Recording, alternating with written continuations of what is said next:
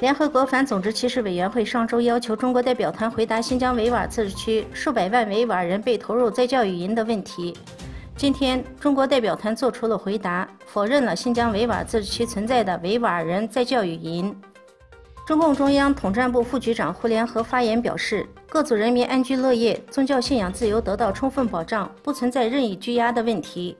不存在没有宗教信仰自由的问题。所谓新疆无权区域的观点是与事实完全不符的。新疆维吾尔自治区不存在所谓的在教育中心，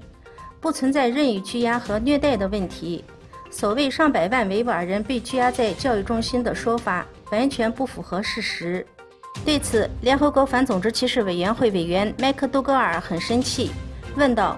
否认指控并不能证明什么，委员会需要了解更多的情况，到底有多少维吾尔人被拘留，在哪里，根据什么法律，是否有调查报告等等许多问题。中国代表团都是以否认、敷衍、欺瞒的态度，不敢直接回答联合国反种族歧视委员会任何一个成员所提出的问题。委员会成员见中国代表团的态度，感到非常的失望。乌兹别克斯坦铁路公司发布消息称，开始对连通乌兹别克斯坦东部吉尔吉斯和中国铁路网的一段干线进行电气化改造。这个项目的实施可使乌兹别克斯坦成为中国经中亚通往欧洲的国际铁路运输走廊的一部分。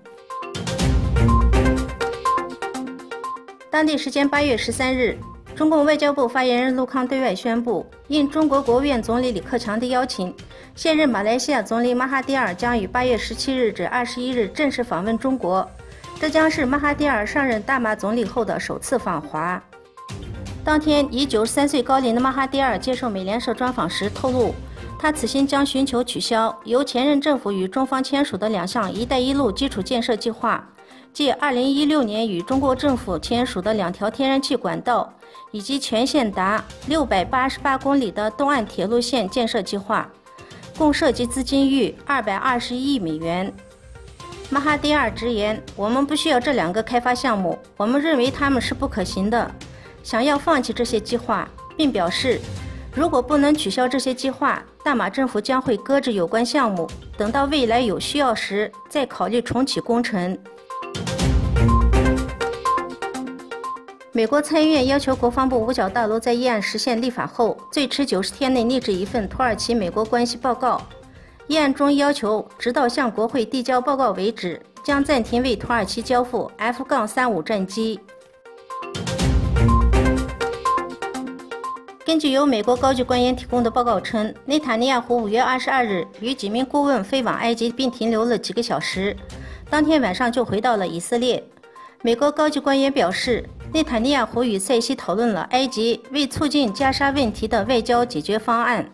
该计划将包括恢复巴勒斯坦权力机构在加沙的权利，安排以色列和哈马斯之间的停火，放松以色列和埃及对该地区的封锁，恢复基础设施等。在过去几个月里，联合国特使穆拉德诺夫一直在制定类似的计划，